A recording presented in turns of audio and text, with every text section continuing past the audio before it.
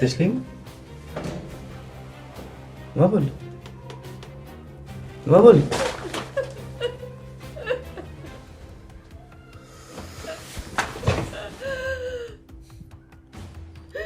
Bu yoqdaman.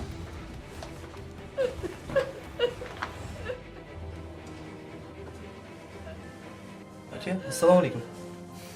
O'tiring. Tinchlikmi?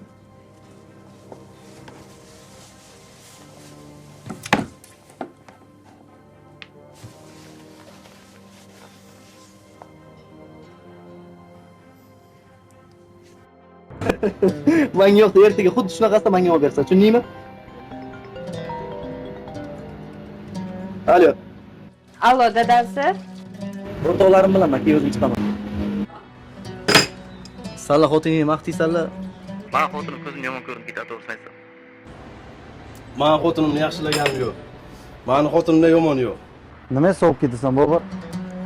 Axir o'zing sevib uylanganding. Uyga borsam na ovqatim tayyor. Zalga boraman desam na kiyimim tayyor. Ming'ir qiladi. Gul bersam ham norozi, pul bersam ham norozi. Yo, eslasam g'azabim qo'zib ketadi. Bu yoqqa ayting, Instagramdan ko'rdim. Buni olib bering, ana blogerda ko'rdim. Na o'zi to'q, na ko'zi to'q. Past. Ya o'ylayapman.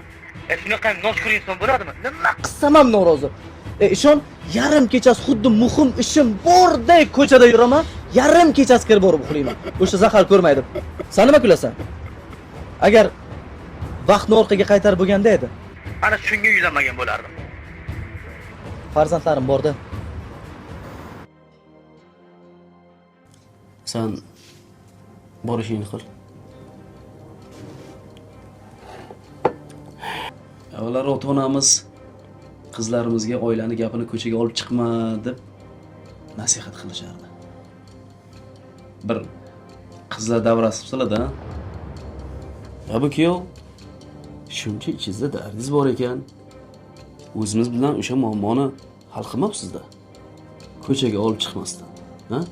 Bu gaplarim bilan singlim aybsiz demoqchi emasman. Xarakteri og'irroq, injiq dedim. O'z yopishib olib, o'zim tarbiyalayman, chidayman degan siz emasmi? Aka, Nima aka? Bu ko'rpani tagidagi gapni ko'chaga olib chiqish kerak emasligini dadangiz o'rgatmaganmi? Mana bizga o'rgatgan. Men singlimni olib ketaman. Qarasam, siz ancha qiynalib qolibsiz, ha? Ishonib aytamanki, qaytib olib kelmayman singlimni. Siz mana bu yurish turishingizga bitta yaxshi er topib tega oling. Mana bu ko'ylak lozim sizga. G'iybat qilayotganingizda kiyib olasiz. Kiyov